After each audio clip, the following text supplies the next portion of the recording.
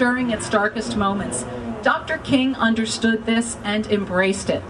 Even as he sat in jail, he still recognized that America was indeed the last best hope on earth, precisely because of the immutable principles on which she was founded. Our destiny as Tea Partiers is indeed tied up with America's destiny. Listen carefully. It is to remind those who have forgotten and inform those who never knew.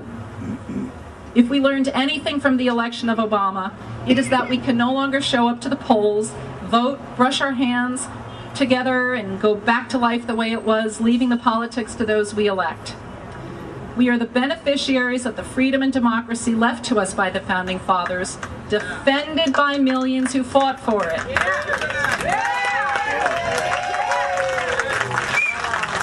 And demanded by the millions who suffered at the hands of brutal taskmasters. That's right. Every generation must choose whether to embrace or reject this destiny. The Founding Fathers did, Lincoln did, Martin Luther King did, and now so do we. So today I bring you this message, and it's sobering. Destiny is knocking. Are you listening? Not loud enough. Are you listening? That's right. Destiny was knocking when Moses climbed up that mountain and took on the burden of bringing light unto a corrupt and desolate world. Destiny was knocking when a handful of white men in powdery wigs carved out a shining city on the hill and took on the burden of bringing freedom to the millions of oppressed. Destiny was knocking when thousands of young men sailed across the channel and took on the burden of bringing an end to the 20th century's greatest evil. Destiny was knocking when a black Republican reverend ended up in jail for acts of civil disobedience and took on the burden of delivering an entire nation from racial injustice. And now, destiny is knocking once again as millions of prosperous and sated Americans like us are being asked to take on the burden of preserving and passing on to their children the exceptional America they inherited. If we turn our backs on 230 years of history, if we leave the hard work of participation to others, if we let our rendezvous with destiny pass us by unfulfilled, then, as Reagan said, we will spend our sunset years telling our grandchildren what it was once like in America when men were free. That is not the destiny I choose, and I ask you to join with me. Woo!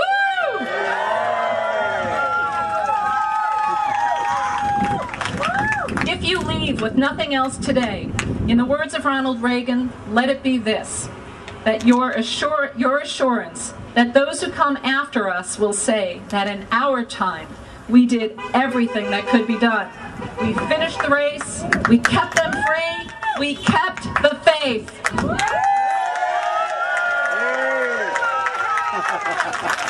And in the words of Martin Luther King, and this is how he ended his letter from the Birmingham jail, and it's almost like a benediction, which is only fitting given that he was a reverend. Let us all hope that in some not too distant tomorrow, the radiant stars of love and brotherhood will shine over our great nation with all their scintillating beauty. Thank you very much. God bless you, God bless America, and God bless candidates like Mayor Wilson.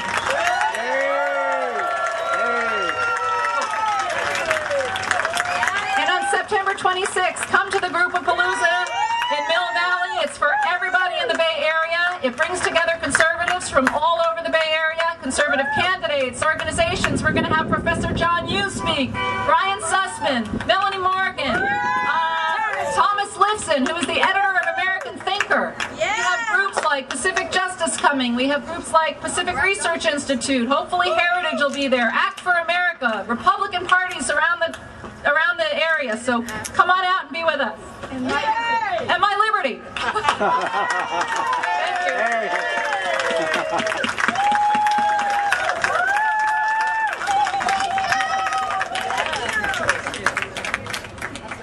No celebrities here. Boring, old, everyday people. Yeah. Like me. Tough ones. I don't know if I mentioned this. Let me get a plug in for myself. I'm the organizer of My Liberty.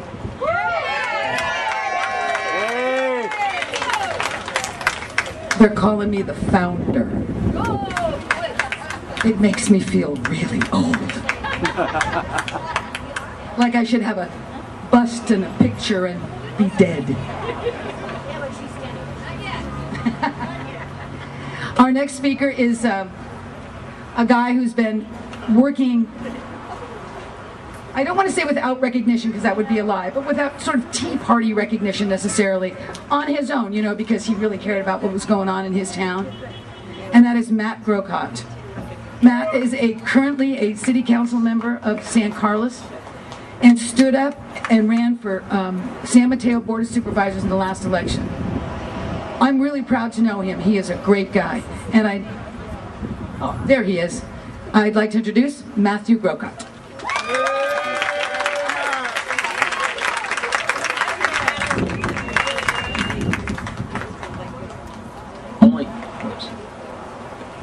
I was going to tell Carol that only my mom calls me Matthew when she's mad. I can hold this? Thanks. Well, it's good to see everybody here. Thanks for the invitation, Carol, to come and speak. Like she said, I just live down the road in San Carlos. I'm married, have a wife and 2 stepchildren. One's a teenager and one is 7 years old. His birthday's coming up just around the corner here.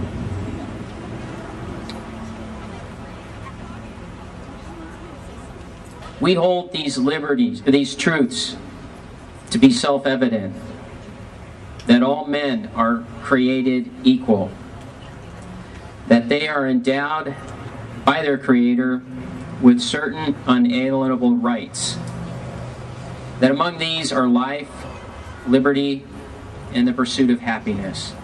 Now we all know those words. They're very common to us, you might say, because they're from our Declaration of Independence. And I would especially expect with a group like this that we do know them. Now, isn't it interesting the order in which these words are written? Life, liberty, the pursuit of happiness. And I would like to focus us on one of the words, liberty.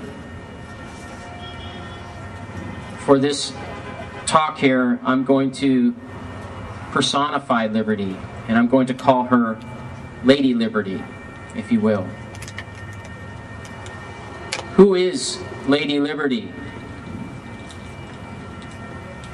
She is the one who stands between life, your God-given life, and the pursuit of happiness, your pursuit of happiness, your dreams. Lady Liberty holds hands with your life on one side and your dreams on the other. It is she, Lady Liberty, who inspires our dreams for a better life for ourselves and our families, a better life for our communities and our country, a better life for all mankind. It's already been mentioned, but 47 years ago, Martin Luther King Jr. gave a speech titled, "I Have a Dream." And wasn't it Lady Liberty who inspired him to have that dream, a dream for all men to be free, truly free? Again, who is Lady Liberty? She is the one for this country who carries our nation's banner into war,